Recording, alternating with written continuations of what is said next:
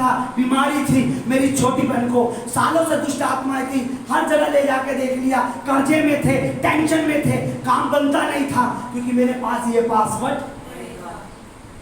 एक बार मैंने रख लिया कि वो कहता है मुझसे पहले ना तो कोई परमेश्वर था और ना मेरे बाद में कोई होगा। जिस दिन मेरे समझ में आ गई, पढ़े क्या लिखा नीचे, मुझसे पहले कोई परमेश्वर ना हुआ और ना मेरे बाद कोई होगा। मुझे ये पासवर्ड आज तक 14 साल से याद है, इसलिए आज मैं भी बच गया, मेरी पत्नी भी बच गई, मेरा परिवार भी बच गया, मैं भी आशीष पा रहा हूँ, मेरी पत्नी भी आशीष पा रही है। और एक और बताऊं, अब जो नए लोग आ रहे हैं वो भी आशीष पा रहे हैं, आप भी पा रहे हो। अगर मुझे ये पासवर्ड नहीं पता होता तो मैं आपको भी नहीं बता पाता। आज लोग सोचते फ्री का वाईफाई, तेरी गली में वाईफाई, पासवर्ड बता दी, अरे बंदे केजरीवाल वाला बता दी। क्या मांगते हो आप उसका, वाईफाई मांगते हो, क्या मांगते हो, पासवर्ड। एक बार पासवर्ड मिल गया तो घर में बैठते ही फ्री में नेट, वो भी आपको आज पासवर्ड दे रहा है ताकि फ्री में धन, फ्री में लंबी आयु, फ्री में आराम मिले। आराम के लिए मेहनत मत करो, आराम फ्री में मिलेगा। धन के लिए ज्यादा, अरे भाई पूरे दिन परमेश्वर ऐसी बुद्धि देगा, किसी का बिजनेस चले ना चले तुम्हारा दौड़ेगा। किसी के घर में पैसा हो ना हो, आपके बटुए हमेशा भरे रहेंगे। ये मैं नहीं कहता हूँ, ये परमेश्वर का वचन कहता है कि धन यहोवा की आशीष से ही मिलता है। पर प्रॉब्लम क्या है, आपको ये पासवर्ड रखना पड़ेगा, आपको ये दिमाग में हमेशा के लिए बैठाना पड़ेगा कि वो ही परमेश्वर है, उसी को मानेंगे, उसी की पूजा करेंगे, उसी की सेवा करेंगे, उसके भवन में बने रहेंगे, उसके कामों में बने रहेंगे। Hallelujah, hallelujah. प्रॉब्लम ये है कि आप उस पासवर्ड को भूल चुके हो सकता है बहुत से बोलो भैया मेरे पासवर्ड पहले पता ही नहीं था, आज आपके द्वारा पता लगा। अगर आज आपको पता लग गया तो आपसे आज से ही आपका धन, आपकी लंबी आयु, आपका आराम स्टार्ट हो चुका है। क्योंकि जिस दिन से पासवर्ड वाईफाई का पता लग जाता है उसी दिन से नेट भी चलाने लग जाते है ना, उसी समय से नेट भी चलने लग जाता है। जिस दिन आपको ये पता लग गया कि परमेश्वर कौन है, प्रभु यीशु जीवन को बनाने वाला, रचने वाला, छुड़ाने वाला, चलाने वाला, खिलाने वाला, उड़ाने वाला वही है, उस दिन से ये पासवर्ड आपके जीवन में काम। और आपको एक चीज बता दूं, ये वाईफाई तो बंद भी हो जाता है, कभी नेटवर्क आते नहीं जाते नहीं, ऐसे हो जाते हैं। पर परमेश्वर का जो नेटवर्क है, ये पासवर्ड अगर आपके जीवन में आ गया, उसका नेट कभी बंद नहीं होता, उसकी आशीष कभी बंद नहीं, उसकी बरकत कभी रुकती नहीं है, बल्कि आप बरकत पे बरकत, बरकत पे बरकत, आशीष पे आशीष पाते जाते हो। जितना आप इस पासवर्ड को और अपने जीवन में, पहले ये आपके पास आता है, फिर आप अपने बच्चे को देते हो, फिर आप अपने पड़ोसी को, फिर अपने दोस्त को, जितनों को आप ये पासवर्ड बांटते हो, आपके पास देखो परमेश्वर ने मुझे आज क्या बताया।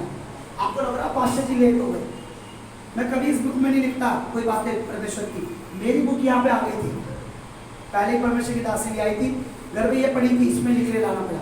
परमेश्वर ने मुझे रोका, 15 मिनट में मैं लेट आया, इसलिए परमेश्वर मुझसे बातें कर रहा है। ये बातें मुझे परमेश्वर लिखवा रहा था, मुझे कुछ और बताना था। आज एक्चुअली आज मुझे बपतिस्मा के बारे में कुछ वचन शेयर करने थे, पर परमेश्वर चाहता, परमेश्वर जानता था कुछ नए लोग आएंगे, कुछ पुराने लोग आएंगे, किसी को पासवर्ड पता है, किसी को ये पासवर्ड नहीं पता। तो इसका मतलब वो चाहता है कि आप इस पासवर्ड को याद करो कि प्रभु कौन है। परमेश्वर, सोचो अपने घरों में जाके कि परमेश्वर कौन है, कौन है।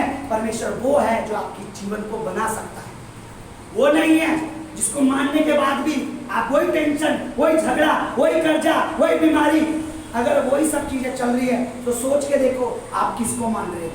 जिस दिन आप परमेश्वर को, जिस दिन आप सच्चे परमेश्वर को, जिंदा खुदा को मानने लग जाते हो, उसी दिन से आपकी जिंदगी बदलने लगती है। देखो प्रभु कभी नहीं कहता, आप खुद बताओगे कि वो परमेश्वर है जब आपको चंगाई मिले। आपको भी तो किसी ने बताया होगा तभी तो आप आए हो। बबीता बहन को किसी ने बताया, करिश्मा को किसी ने बताया, इनको किसी ने बताया, इन्होंने किसी को बताया। समझ रहे मेरी बात? आप खुद लोगों को बताओगे कि वही परमेश्वर है, उसी के पीछे चलो, उसी की आराधना करो, उसी का धन्यवाद करो। एक और वचन हम जल्दी से निकालेंगे। अब प्रॉब्लम क्या है? पासवर्ड आपको याद होना चाहिए। दूसरी बात आपको ये समझ आना चाहिए कि वो उसका प्रेम पढ़ेंगे रोमियो की पत्री उसका 8, 31 और 32। हालेलुया। कितने लोग सो रहे हैं? कितने लोग बोर हो रहे हैं? याद रखना, जो वचन में सो रहे होते हैं उनकी आशीषें भी नींद में बह जाती है, सो जाती है, वो उठती नहीं है। फिर बोलते हैं उठिए जरा, आज ये जरूरत है, वो भी सोई होती है।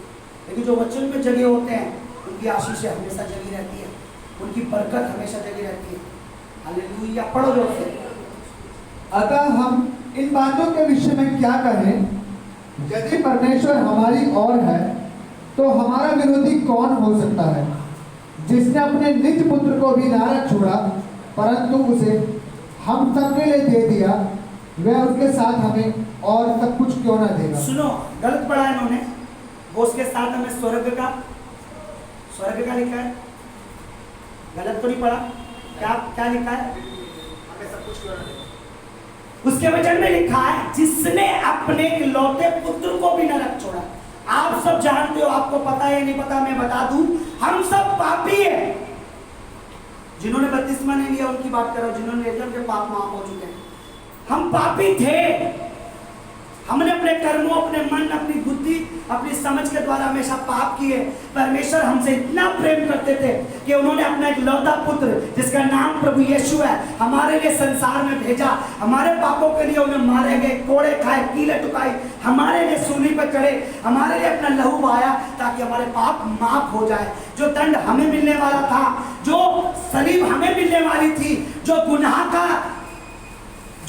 दंड गुनाह का हमें मिलने वाला था, वो परमेश्वर के पुत्र ने अपने पर क्यों ले लिया? ताकि वो दंड पाए